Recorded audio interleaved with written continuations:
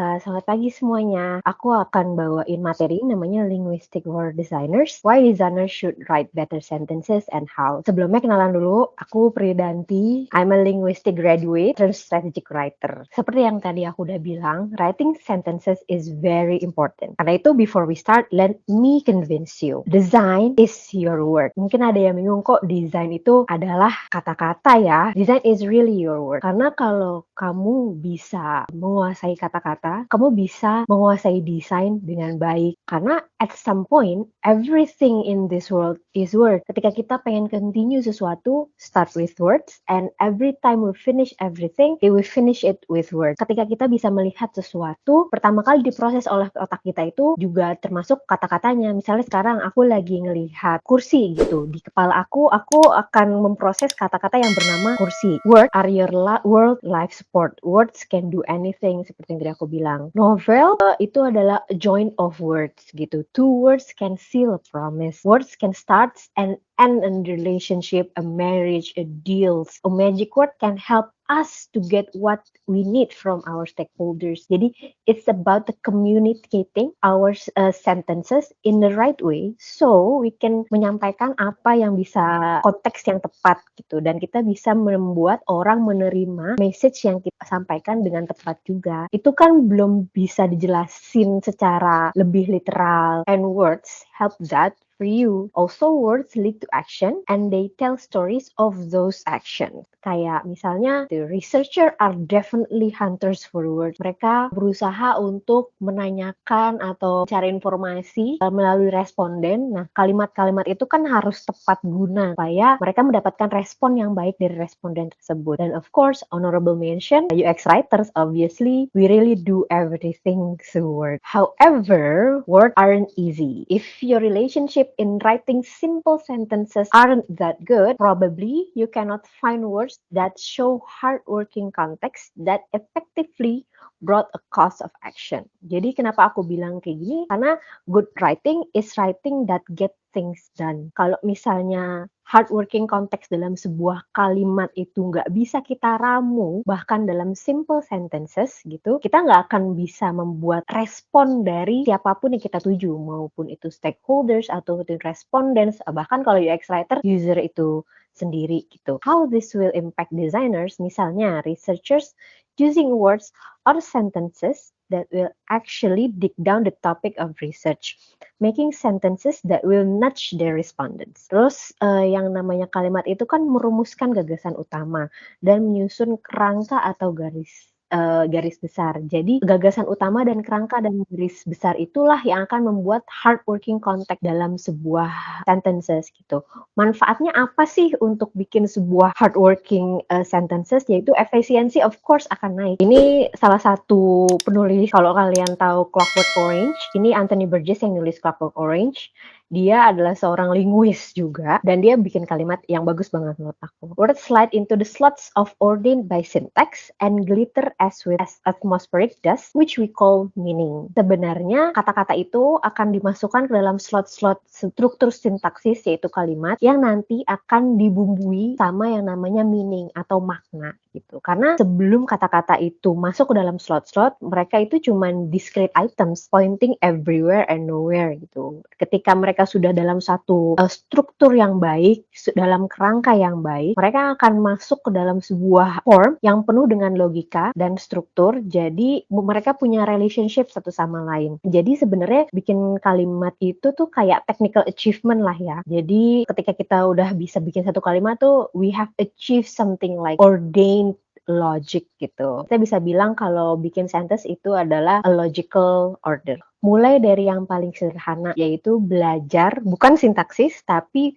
belajar bikin simple logical sentence. Kalau misalnya kalian tuh penasaran, sintaksis itu apa sih? Sebenarnya sintaksis itu sebuah topik dalam linguistik yang membahas word order and grammar rules. Jadi kalau misalnya kalian pernah dengar subjek predikat, itu kan grammar rules. Nah, itu sintaksis lah yang mengaturnya. Gitu. Semua words itu ada di correct placement and direct of indirect. Untuk lanjut ke how to-nya, aku ada sedikit kuis kali ya. Bisa dicoba dalam bahasa Inggris atau bahasa Indonesia. Jadi tolong buat kalimat yang menggunakan kata-kata ini dalam satu kalimat. Nanti akan aku jelaskan lebih lanjut. Nah, kita masuk ke dari tadi aku udah bahas kayak the importance of writing a good hardworking sentence. Nah, banyak ya orang yang akhirnya bertanya, how to exactly write a sentence. Nah, tapi sebelum itu kita harus tahu dulu sentence itu apa sih? Gitu, kalimat itu apa sih? Ada yang bilang kalimat itu adalah pemikiran yang utuh, atau kalimat itu sesimpel adanya subjek atau predikat. Atau ada juga yang bilang kalimat itu ada beberapa klausa di dalam yang terhubung dalam satu meaning gitu. Semuanya benar. Cuman ketika di-skew lagi makna dari kalimat itu apa, itu ada dua. A sentence is an organization of items in the world. Jadi diorganize ke dalam sebuah struktur sintaksis. Lalu selain diorganisasikan atau dirapihkan dalam struktur sintaksis, kalimat juga harus dalam logical relationship. Jadi harus tepat secara grammatical. Udah gitu harus juga bisa diterima secara logis gitu. Ini adalah sentence. What is a good sentence? Good sentence itu harus bisa menjawab what am I trying to do? What am I trying to convey? Jadi the important word in the previous sentence is context. Jadi konteksnya itu dalam sebuah kalimat harus masuk dan harus dapat gitu. Dan konteks ini harus dikawinkan dengan purpose, tujuan kamu mengeluarkan kalimat tersebut tuh apa sih gitu. Jadi when we write something or when we speak something, we have to produce an effect to the listeners, to the viewers gitu. Jadi a success of a sentence is measured by the degree mereka tuh sepengen apa buat melakukan apa yang sudah kita katakan tadi atau apa yang sudah kita jelaskan dalam kalimat gitu. Ketika kita berhasil nge-ignite emotion, kita berhasil nge-ignite respons yang baik, yang sesuai sama kemauan kita, itu artinya kita sudah berhasil bisa bikin one good sentence. Good sentence seems simple, but in fact it communicates a surprising amount of information in its brief speech. Konteksnya lengkap, strukturnya benar, grammaticalnya juga benar. Dalam waktu yang simple itu bisa ngasih information yang cukup banyak dalam waktu yang super simple. Ini kalimat yang tadi aku sempat bikin 3 jenis kalimat. Perbedaan dari ketiga contoh kalimat ini tuh apa sih? Yang pertama, kalimat itu organized. Jadi secara struktur sintaksis dan secara grammar tepat gitu. Tapi nggak logis karena dia tidak mencoba untuk nge-convey sesuatu. Dan nggak ada purpose-nya. Jadi ketika orang ngedengar kalimat ini, orang akan bingung. Kalau yang kedua, itu organize, dimasukin ke dalam sebuah struktur yang grammatical yang bagus, iya. Logical juga iya. Tapi dia nggak punya purpose. Jadi orang masih akan tetap bingung. Aku tuh harus ngerespon gimana. Tapi yang terakhir, itu ngetik semua syarat dari a good sentences, yaitu organized, logical, and have purpose in it. Jadi misalnya ini kayak kalau kebayangnya lagi riweuh kantor gitu, terus harus set up ini itu, ada seseorang yang state ke temennya, oke, gue mau nge-set up printer di kursi dulu deh, habis itu gue ngambil pen dari tempat sampah yang tadi sempat kebuang gitu. Jadi kayak keadaannya tuh langsung kegambar, konteksnya langsung kegambar di kepala kita. Beda banget, nggak kayak yang 2 kalimat sebelumnya. Perlu dipahami juga, a sentence can be perfectly grammatical, suit its syntax, tapi semantically nonsensical. Harus kawin nih antara konteks semantisnya udah gitu sama grammarnya secara sintaksis gitu.